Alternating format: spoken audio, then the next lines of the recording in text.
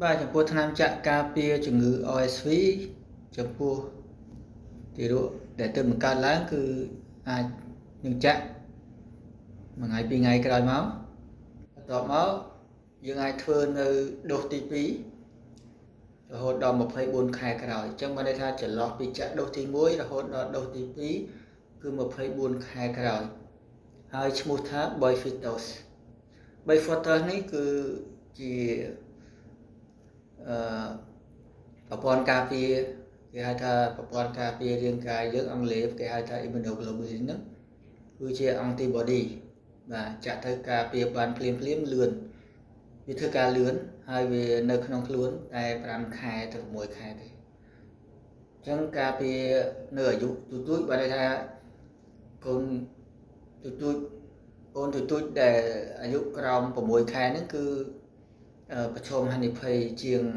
អូនដែលអាយុលើ6ខែប៉ុន្តែនៅពេលដែលអាយុលើ6ខែបើសិនជាមានរដូវ OSV នឹងវាកើតឡើងច្រើនក៏យើងនៅតែអាចចាក់បានដែរគាត់ថា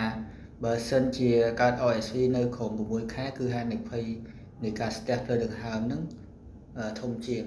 កុមារដែលលើសពី6ខែអញ្ចឹង Bifidus ដែលជាថ្នាំចាក់ការពារជំងឺ OSV កុមារតូចនេះមិនមែនជាវ៉ាក់សាំងទេវាជា antibody បើថាវាជាប្រព័ន្ធការពារគេហៅថា immunoglobulin ហើយបើសិនជា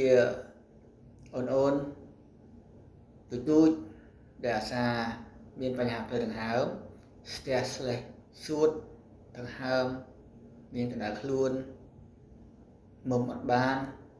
មានក្អួតឬក៏អត់ឡើងគីឡូឡើងអីហ្នឹងសូមអញ្ជើញមកប្រឹក្សាជាមួយវិជ្ជាបណ្ឌិតឯកទេសកុមារ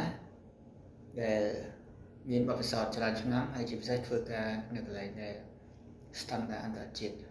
ដូចជាមានវ៉ាក់សាំងអន្តរជាតិដូចជាមានវ៉ាក់សាំងផ្សេងដែលផ្លែកបាទវាខ្លះជនជាតិបរទេសខ្លះបើមិនចាក់វ៉ាក់សាំង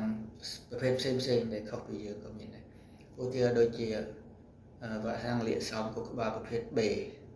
ញ្ចឹងយើងចាក់រាល់ថ្ងៃហ្នឹងនៅអាយុ2ឆ្នាំហ្នឹងគឺវ៉ាក់សាំងលាកសោមខួរក្បាលប្រភេទ A C Y W អីចឹងមកហ្នឹងហើយចាំខ្ញុំនឹងបរិយាយវ៉ាក់សាំងនៅវគ្គបន្តបាទសូមអរគុណខ្ញុំដុកទ័រលីបទពិសោធន៍ខាងជំនាញឯកទេសទារកកុមារនិងវគ្គកាត់កុមាររយៈពេល16ឆ្នាំសូមអរគុណសូម Subscribe អ្នកមួយមកដែរ